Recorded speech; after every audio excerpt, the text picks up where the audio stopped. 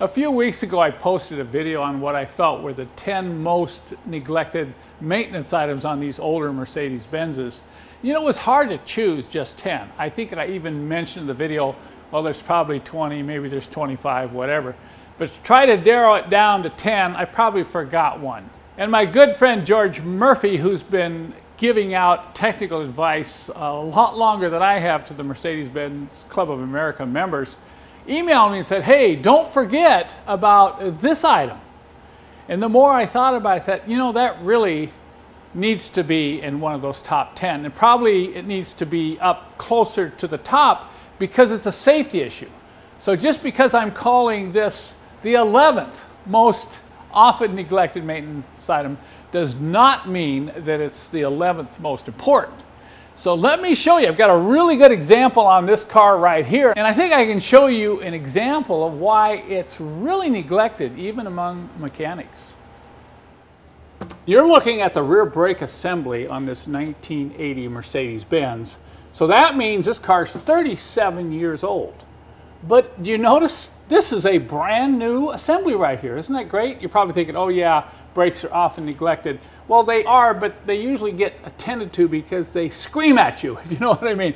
So this has been changed recently. Look, I can still see the machine marks of the rotor, and look at the face here. It hasn't even started to rust. So I don't even think this has been on the car more than a few hundred miles. I saw that, I said, oh, that's great. But then I started poking around. I said, sure enough, that 11th most neglected item has indeed been neglected. Can you spot it?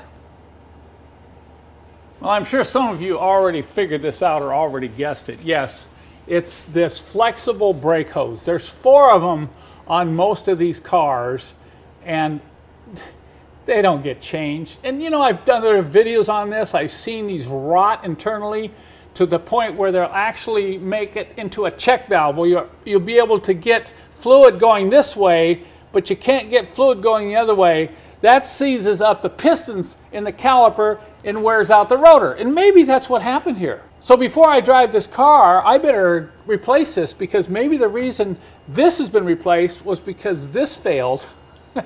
And look, it didn't get changed. The other thing is, look at how it's all twisted.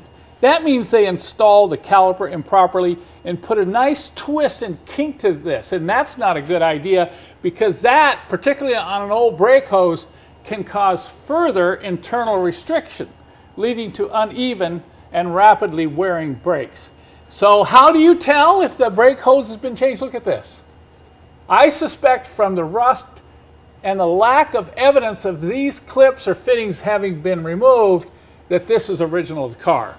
You know, if they've been changed, you're going to see probably bright metal, at least if they've been changed in the last 15 years, and that's what I recommend for my own experience, that you change these hoses every 15 years. And you can keep an eye on these when you do your brake fluid flush, which you should be doing every 2 years. Brake fluid flush, you know, gets so neglected. And that, by the way, is usually what rots the inside of these hoses, because the fluid gets old, it absorbs moisture over time, and it affects the rubber here. So we're going to take this car and we're going to replace all 4 of these hoses. You can see how stiff this one is. That's another clue here. Then look at the new one.